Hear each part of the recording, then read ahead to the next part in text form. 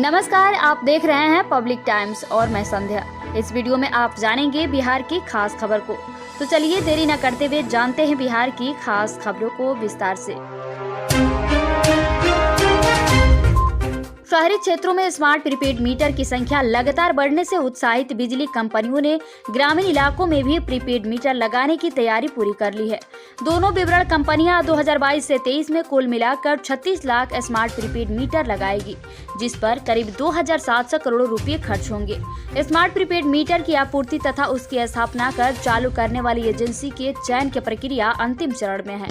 South Bihar बिजली वितरण company 750 crore की लागत से 10 लाख, जबकि नॉर्थ बिहार बिजली कंपनी 1950 करोड़ रुपए की लागत से 26 लाख स्मार्ट प्रीपेड मीटर लगाएगी। ग्रामीण क्षेत्रों में स्मार्ट प्रीपेड मीटर लगाने के साथ ही एनर्जी अकाउंट का काम भी साथ साथ होगा। इसके तहत सभी डिस्ट्रीब्यूशन ट्रांसफर पर प्रीपेड मीटर लगाकर उससे होने वाली बिजली खपत का आकलन किया जाएगा। इसकी मदद से बिजली चोरी के मोहल्लों को चिन्हित करने में कंपनी को मदद मिलेगी। पटना विश्वविद्यालय में स्टूडेंट प्लेसमेंट प्रोसेस पूरा हो गया है। इस दौरान उत्कर्ष स्मॉल फाइनेंस बैंक ने संस्थान के कुल 18 स्नातक वर्ग के छात्र छात्राओं का चयन किया है। इन 18 लोगों का प्लेसमेंट प्रोसेस पूरा हो गया है। इन सभी को उत्कर्ष स्मॉल फाइनेंस बैंक अब काम की ट्रेनिंग देगी। पटना बेबी के कैंपस प्लेसमेंट सेल और मेगा लर्निंग फाउंडेशन द्वारा आयोजित इस प्लेसमेंट ड्राइव में स्टूडेंट ने trainee sales executive, general banking, trainee relationship officer, micro banking, individual loan के लिए रजिस्टर किया था।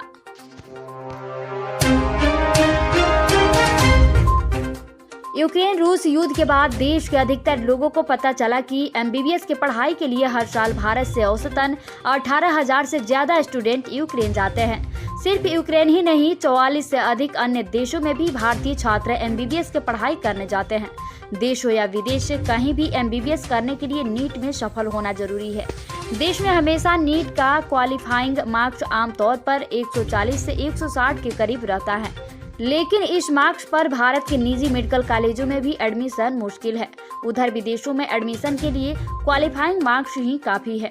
हालांकि कुछ संपन्न परिवार के बच्चे 150 अंक लाने के बाद भी देश में 1 करोड़ रुपए खर्च कर प्राइवेट मेडिकल कॉलेजों में एडमिशन ले लेते हैं, तो कहीं 720 में से 600 अंक हासिल करने वाले योग्य स्टूडेंट का भी एमबीबीएस में एडमिशन नहीं हो पाता है।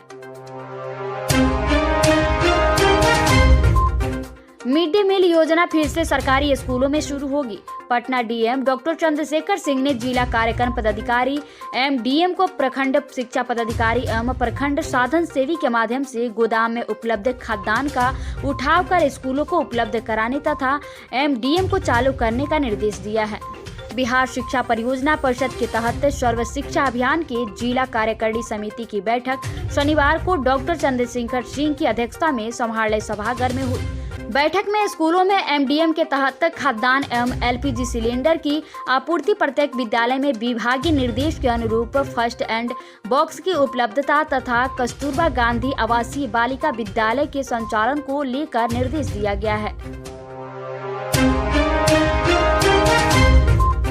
सरकार ने 26 जिलों के जिला शिक्षा पदाधिकारी और जिला कार्यक्रम पदाधिकारी को नोटिस जारी किया है।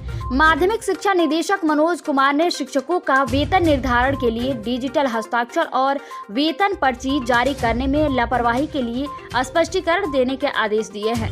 3 दिन में जवाब नहीं मिलने पर शिक्षा विभाग दोषी मानते हुए विभागीय कार्रवाई शुरू कर सकता है। सरकार ने 29 अगस्त 2020 को प्रारंभिक माध्यमिक एवं उच्च माध्यमिक शिक्षकों को पुस्तकालय अध्यक्षों को 1 अप्रैल से 21 से 15% वेतन वृद्धि करने का निर्णय लिया था। इसके क्रियान्वयन को 12 नवंबर 2021 को गाइडलाइन भी जारी कर दी गई थी। निदेशक ने 18 जनवरी को वीडियो कॉन्फ्रेंसिंग में सभी जिलों के शिक्षा पदाधिकारियों को निर्देश दिया था कि बच्चे शिक्षकों का विवरणी 20 जनवरी को अपराह्न 5 बजे तक अपलोड कर दिए जाएं। आज आज की नारी न तो अबाल है और न ही कमजोर। अब महिलाओं के प्रति समाज की सोच भी बदली है। यह बदलाव उन महिलाओं की दृढ़ इच्छा शक्ति के बल पर आया है जिन्होंने अपने हौसले के बल पर मुश्किलों से लड़कर अपने रास्ते खुद बनाए हैं। यही कारण है कि ये महिलाएं आज नारी सशक्तिकरण की मिसाल बन चुकी है। 8 मार्च को अंतर्राष्ट्रीय महिला दिवस है। इससे पहले आप विभिन्न क्षेत्रों से जुड़ी उन महिलाओं की कहानियों से आप रूबरू होंगे जिनके जुनून और जज्बे ने उन्हें हर परिस्थिति का सामना करने का हौसला दिया है। महिला दिवस विशेष की तीसरी कड़ी में पढ़ाई विभिन्न प्रतियोगी परीक्षाओं में परचम लहराने वाली महिलाओं की कहानी। मुख्यमंत्री नीतीश कुमार ने कहा कि बाल विवाह के कारण कई तरह की समस्या होती है। इस वजह से ही बौने और मंदबुद्धि के बच्चे पैदा होते हैं।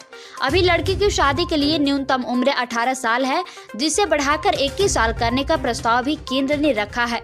दहेज प्रथा पर तंज कसते हुए मुख्यमंत्री ने कहा कि अब कुछ तो दहेज लेते हैं तो आश्चर्य लगता है। दहेज लेकर शादी करने वालों का बहिष्कार करें। दहेज न लेने वालों की शादी में ही जाएं, तभी दहेज से मुक्ति मिलेगी।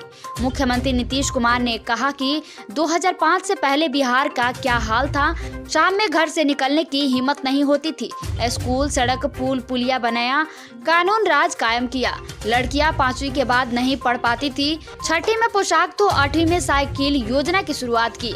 हर घर बिजली, हर घर नल जल, पक्की गली नली, शौचालय, 7 निश्चय योजना, अब सब कुछ किया। हर तबके के उत्थान के लिए काम किया। सभी जिलों में संचालित नल जल योजना की ऑनलाइन मॉनिटरिंग राज्य मुख्यालय से भी हो सकेगी। इसको लेकर नल जल योजना के तहत जिलों में स्थापित IoT डिवाइस को लिंक किया जाएगा।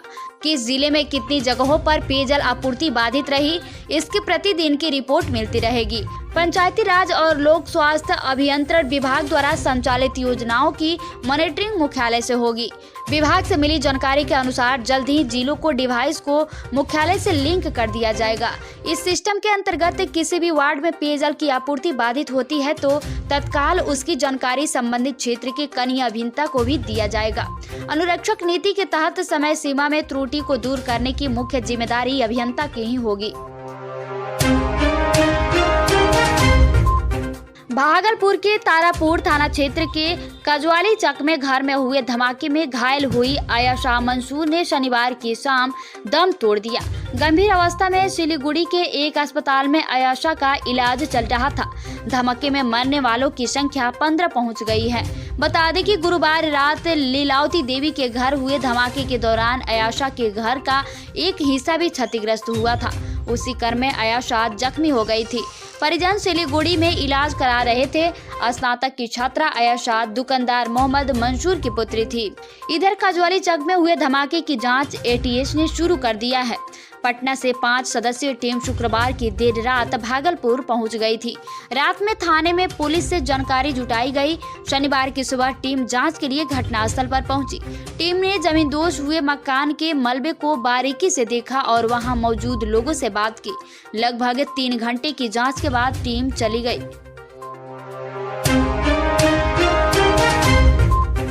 परिवहन विभाग ने सभी चयनित चलंत दस्ता सिपाही को 10 मार्च तक संबंधित DTO कार्यालय में योगदान देने का निर्देश दिया है।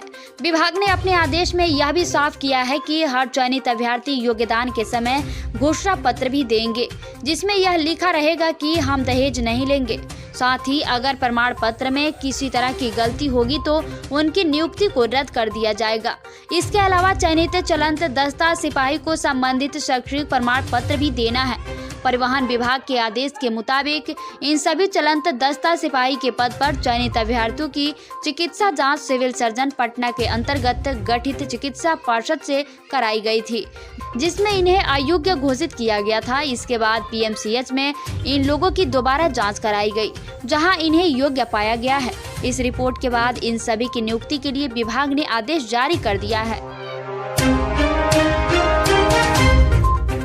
बिहार में कोरोना के 18 नए कोरोना संक्रमित मरीज शनिवार को मिले। पटना में एक भी नया मरीज नहीं मिला। सबसे अधिक 7 नए संक्रमित मरीज नालंदा में मिले। अरवल, औरंगाबाद, बक्सर, समस्तीपुर, सारण, शेखपुरा तथा वैशाली में 1-1 तथा मधेपुरा, सहरसा में 2-2 नए मरीज मिले। बाकी सभी जिलों में कोरोना का नया मरीज नहीं मिला। स्वास्थ्य विभाग के अनुसार बीते 24 घंटे में 39 कोरोना मरीज ठीक हुए हैं। पिछले 24 घंटे में राज्य में 1,10,401 सैंपल की कोरोना जांच हुई। राज्य में कोरोना के सक्रिय मरीजों की संख्या 203 है। बिहार में अब तक 8,30,245 संक्रमितों की पहचान की जा चुकी है, जबकि इनमें से 8,17,786 मरीज स्वस्थ हो चुके हैं। राज्य में अब तक कोरोना से मौतों की संख्या कुल 12,255 है।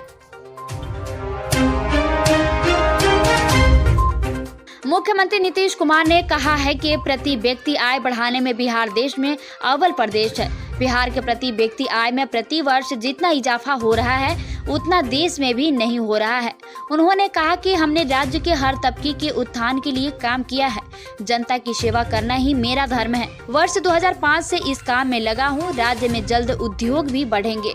इसके लिए हर जरूरी काम हुए हैं। एक भी काम को हमने छोड़ा नहीं है। मुख्यमंत्री शनिवार को समाज सुधार अभियान के तहत पूर्णिया के इंदिरा गांधी स्टेडियम में जीविका दीदियों को संबोधित कर रहे थे। उन्होंने कहा कि वर्ष 2011 से ही शराबबंदी के पक्ष में अभियान चलाना हमने शुरू किया था। अप्रैल 2016 में इसे बहनों की मांग कर लागू किया। उन्होंने कहा कि शराब पीने के पक्षधर कुछ लोग मेरे खिलाफ बोलते रहते हैं। वे खुद को ज्यादा काबिल समझते हैं। जो लोग बापू की बातों और विश्व स्वास्थ्य संगठन की रिपोर्ट को नहीं मानते, वे अपने साथ देश दुनिया को बर्बाद कर देंगे। जो शराब के पक्ष में बोलेगा वह गलत ही होगा। तो ये थी बिहार की खास खबर। धन्यवाद।